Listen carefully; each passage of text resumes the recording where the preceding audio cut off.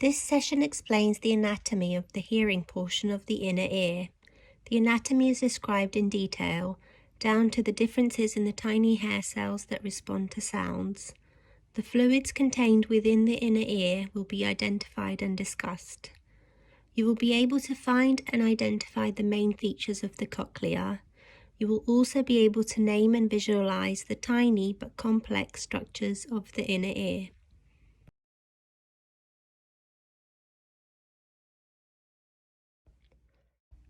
The hard osseous labyrinth is the casing for the membranous labyrinth, which fits inside it perfectly, like a fossil fits inside the rock it was formed in.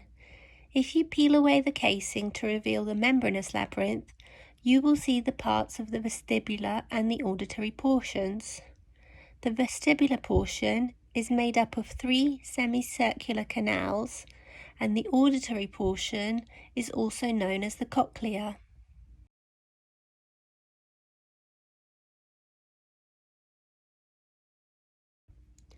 The vestibular portion of the membranous labyrinth is made up of 3 semicircular canals. These are perpendicular to one another. Each canal has a swelling at one end called the ampulla. There are also 2 membranous sacs, the utricle and the saccule. This portion is filled with a fluid called endolymph.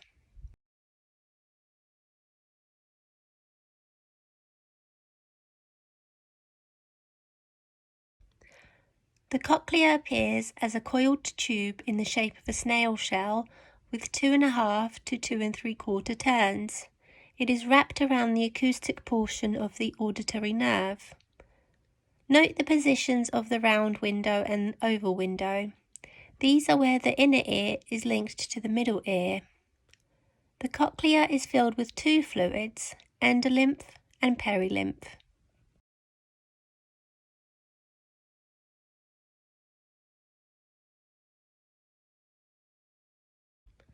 If we were to unravel the cochlea, it would be about 35 to 40 millimeters long. If we look inside this uncoiled cochlea, we can see that it is split into 3 distinct sections: the scala vestibuli, the scala media, which is sometimes called the cochlear duct, and the scala tympani. The scala vestibuli and scala tympani sections are connected at the end. This area is called the helicotrema. Where the inner ear connects to the middle ear, the stapes footplate sits in the oval window at the entrance to the scala vestibuli, and the round window marks the exit of this path at the end of the scala tympani.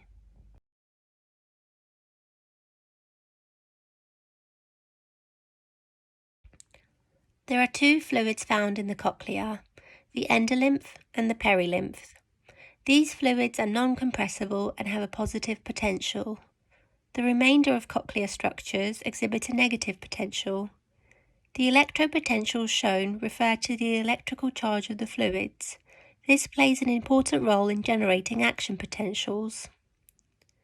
Endolymph is found in the scala media. This fluid is high in potassium and low in sodium and has an average potential of positive 80 millivolts. Perilymph is found in the scala vestibuli and the scala tympani. This fluid is high in sodium and low in potassium and has an average potential of positive 3 millivolts.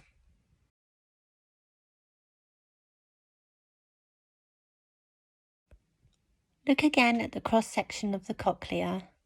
We have already examined the 3 scalae. Let's now look at what separates them. There are 3 membranes: Reisner's membrane, sometimes called the vestibular membrane, which separates the scala vestibuli from the scala media. There's the tectorial membrane, which projects into the scala media, and the basilar membrane, which separates the scala tympani from the scala media. This is about 35 millimeters long and varies in width from less than 0.1 millimeter at the base to about 0.5 millimeters at the apex.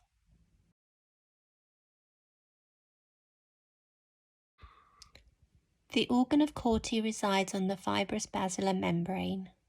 There are 3 to 5 rows of parallel outer hair cells and 1 row of inner hair cells. The outer and inner hair cells are separated from each other by pillar cells forming Corti's arch and creating the tunnel of Corti. Located on the top of each hair cell are hair-like projections called stereocilia. The tectorial membrane is a gelatinous flap attached firmly at one end. The organ of Corti has numerous support cells to provide stability and nutrients.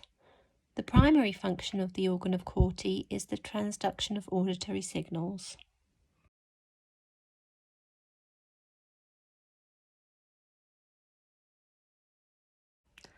There are around 3,500 inner hair cells in each human ear.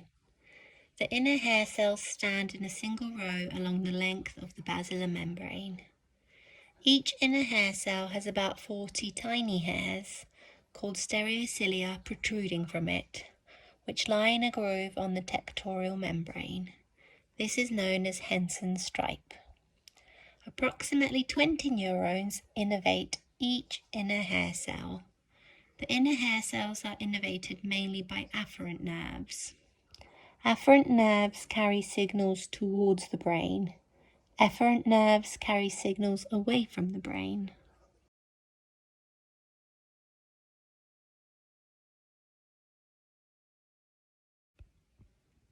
There are around 13,000 outer hair cells in each human ear. Each outer hair cell has about 140 tiny hairs, otherwise known as stereocilia, protruding from it, which are thought to be attached to the tectorial membrane. The stereocilia are arranged on each hair cell in a V shape. They are arranged from shortest to longest. At the tip of the V, there is a long stereocilium called a kinocilium. There are between 3 and 5 rows of outer hair cells along the length of the basilar membrane. The outer hair cells are innervated mainly by efferent nerves. Efferent nerves carry signals away from the brain. Afferent nerves carry signals towards the brain.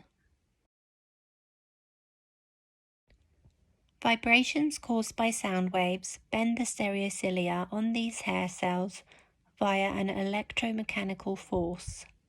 The hair cells convert mechanical energy into electrical energy that is transmitted to the central nervous system via the auditory nerve to facilitate audition.